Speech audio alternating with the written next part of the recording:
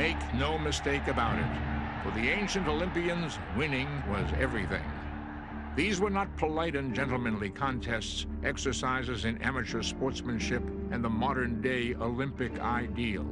The first Olympians fought for tangible rewards.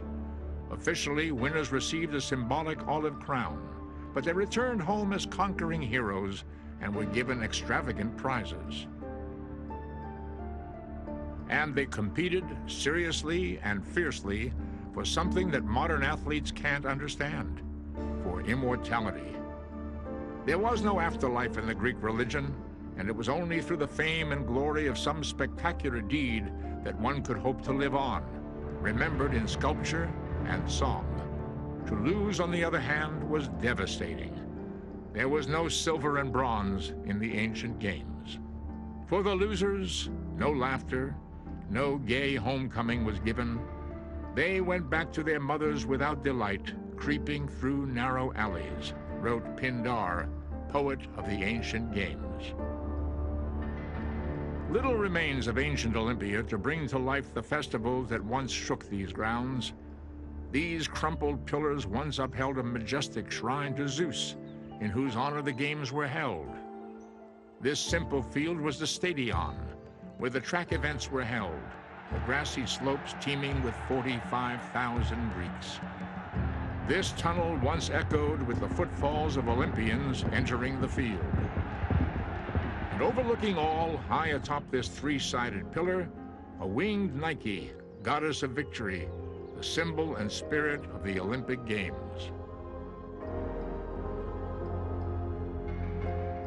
The origins of Olympia are nearly prehistoric. Humans lived here in this home made of rocks in 2800 BC. Around 1000 BC, Olympia became a shrine to Zeus, god of thunder and lightning. How did the games evolve? From religious rites. The first contest was a foot race to the altar of Zeus, a ritual sacrifice of energy to the god. The first recorded games took place in 776 BC. Incredibly, they continued every 4 years without a single interruption for the next 12 centuries. All Greek citizens could compete. Non-Greeks, whom the Greeks called barbarians, were banned, as were slaves and women. The games were held in August, under a full moon. Athletes had to arrive 30 days early for a month of training and scrutiny by the Olympic judges, called the Hellenodikae.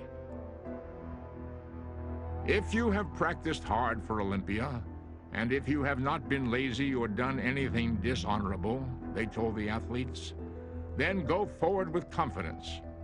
But if any of you have not trained yourselves this way, then leave us and go where you choose. By this time, Olympia was teeming with visitors. 100,000 people from all ends of the ancient world camped out in the fields and olive groves around the shrine. They came by sea and by land.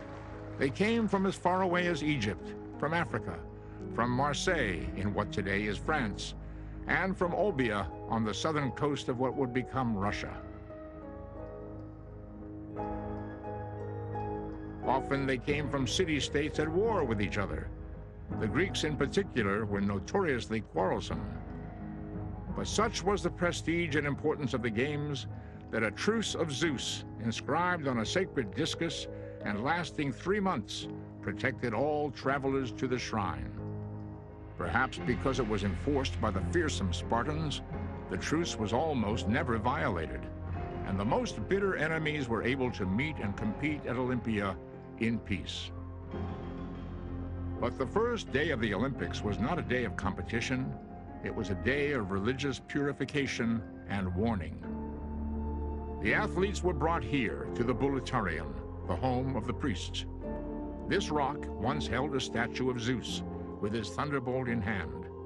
And under the stern gaze of the god, as the priests sacrificed the genitals of a bull, the Olympians took an oath, the solemn oath of Zeus, to compete fairly and obey the rules.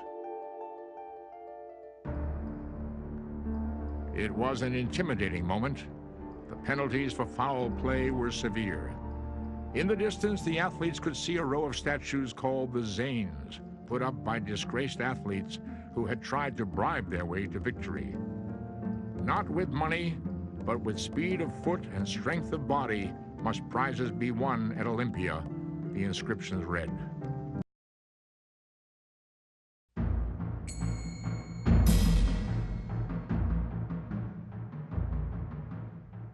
The ancient Greeks deeply appreciated the beauty and art of sport, but they were also shamelessly fascinated with the savagery and violence of sport, which they saw as a metaphor for life. Certainly, no sport contains more agony than boxing, which has deep roots in ancient Greece. This elegant fresco of two young boxers was painted nearly 1,000 years before the Olympics began. Boxing was added to the Olympics in 688 BC, followed by wrestling and a vicious new form of fighting called pankration. These three events quickly became crowd favorites, and because of the risk and occasional sacrifice of life and limb, were considered especially pleasing to Zeus. The fights were therefore held in the most sacred part of Olympia, before a 30-foot altar of Zeus made entirely from the ashes of sacrificed animals. A modern boxer would be horrified by the ground rules, or lack of ground rules, that governed an ancient boxing match. There were no weight divisions, there were no rounds. The boxers fought without a break, without water, without a corner man, and without gloves. They wound leather straps of rawhide leather around their fists and up their arms in order to increase the violence of the blow itself. The leather would actually cut into the skin of the opponent. They would very often land a blow in the head, and there would be blood dripping all over. And they would fight on and on. When the Romans governed the Olympics beginning in 146 BC, the boxers actually inserted inch-long metal spikes between the straps. So it was almost more like a knife fight than a boxing match. There were very short careers, and there were either people who were very successful, and then a lot of newcomers who kept getting stabbed or actually ruptured by these gloves. Making matters more hellish still, the fights were held in August in the afternoon under the blazing Mediterranean sun, so that the boxers had to fight glare, dehydration, and sunstroke along with each other. How long could a fight last? For hours, until one boxer signaled defeat, which he did by raising a single finger. But the shame of defeat was so much greater than today that many fighters took a vow to die in the ring rather than lose. The ancient fighters did not have fancy training equipment, but they did have physiques as impressive as their modern counterparts. Boulders like this one, weighing 316 pounds, were the bodybuilding tools they sometimes used. A weightlifter in the 6th century named Bybon lifted this sandstone over his head with one hand, the inscription declares. Boxing may have been the most deadly event, but for flat-out wildness, low blows, and dirty tactics, the pankration was the thing.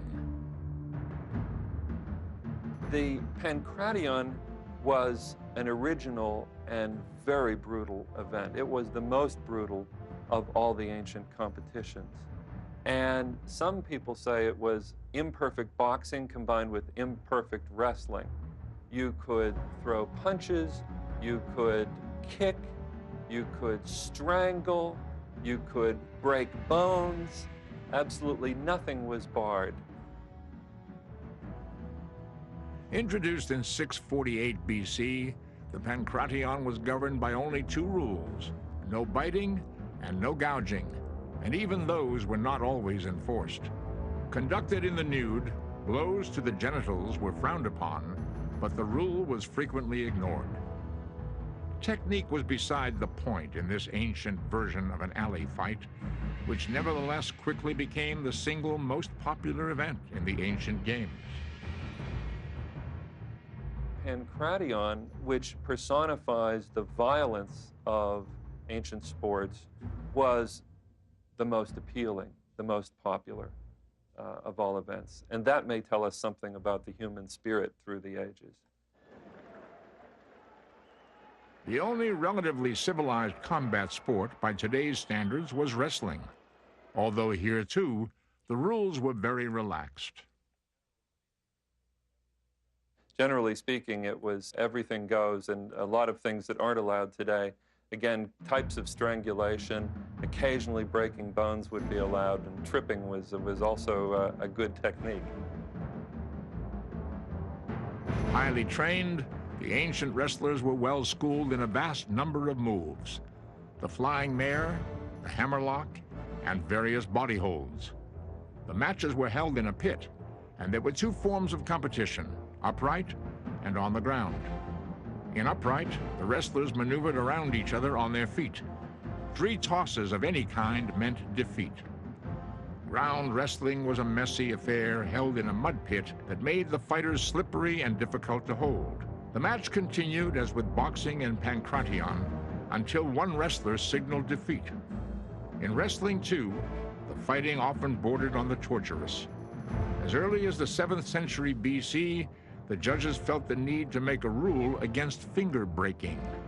It was largely ignored. In the 5th century BC, Leontiscus of Sicily won 2 wrestling crowns in a row by breaking the fingers of all his opponents.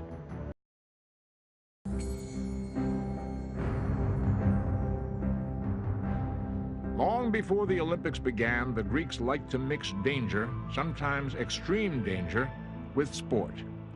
Bull jumping was a popular event in Crete 2,000 years before the birth of Christ, with acrobats literally grabbing the horns of an onrushing bull and somersaulting over its back.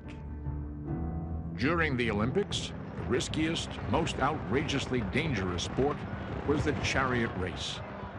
Deep beneath this wild olive grove lie the remains of the Hippodrome, the chariot racing track at Olympia, swept away when the Alpheus River suddenly changed course around 600 AD. The track was 150 yards long and had room for 44 chariots, each one pulled by 4 horses.